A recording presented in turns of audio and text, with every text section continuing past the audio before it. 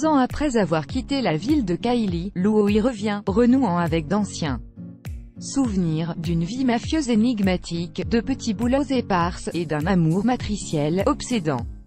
Alors qu'il arpente les rues de la ville pour retrouver la trace et la mémoire d'une femme évanescente, le cinéaste prend un malin plaisir à brouiller les pistes à coups de plans virtuoses et troublants.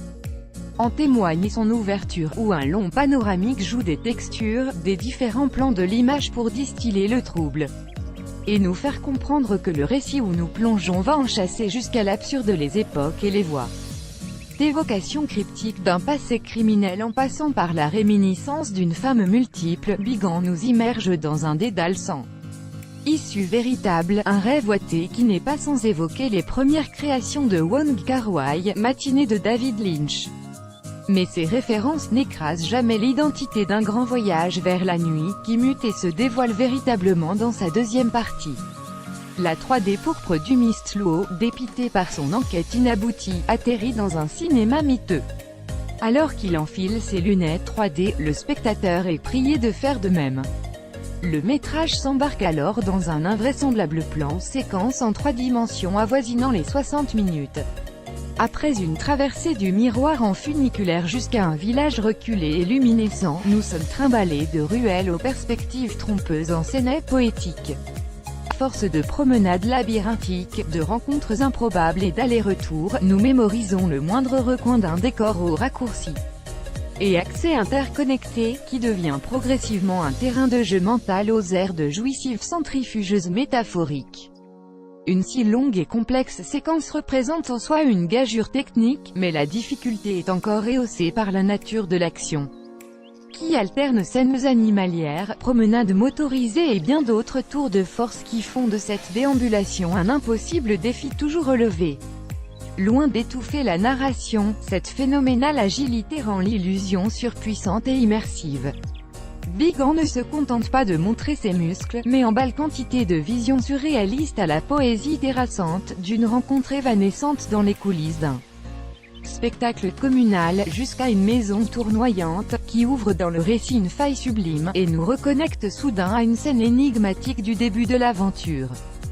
Bigan au pays des merveilles. Ce qui se déroule alors relève non seulement du miracle technique, ou plus exactement du jamais vu. Ce carnaval des âmes perdues transcende enfin les influences parnassiennes qu'il étale, et évoque également le jeu vidéo.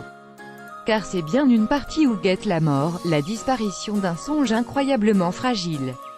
À chaque seconde, on se pince, se prie à espérer que l'illusion jamais ne se rompe, à la manière du joueur évoluant pas à pas dans le niveau final d'un soft pour hardcore gamer, porté par une nuit blanche de réflexes et de mise en abîme.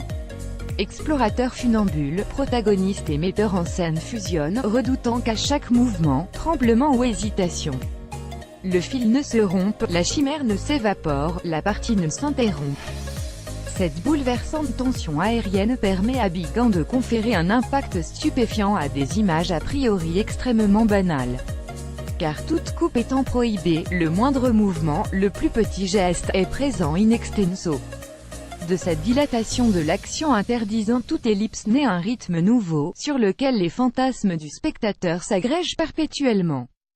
Et quand Luo, emmené par l'ahurissante photographie de Eun Gi-yao, s'avance vers une rencontre décisive, réalité, fantasme et mythe se précipitent à l'écran, transmutés en trous du lapin carolien.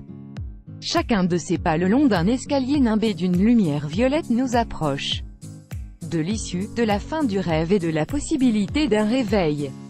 En définitive, l'intrigue d'un grand voyage vers la nuit demeurera un mystère, son issue, un vaste point d'interrogation.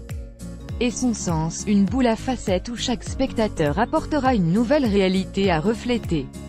Et pourtant, le prodige a bien lieu, tant le métrage s'impose comme une des propositions les plus accomplies, inclassables et fascinantes vues depuis des années, portée par une audace de mise en scène absolument inédite, qui en fait déjà une date dans l'histoire du médium.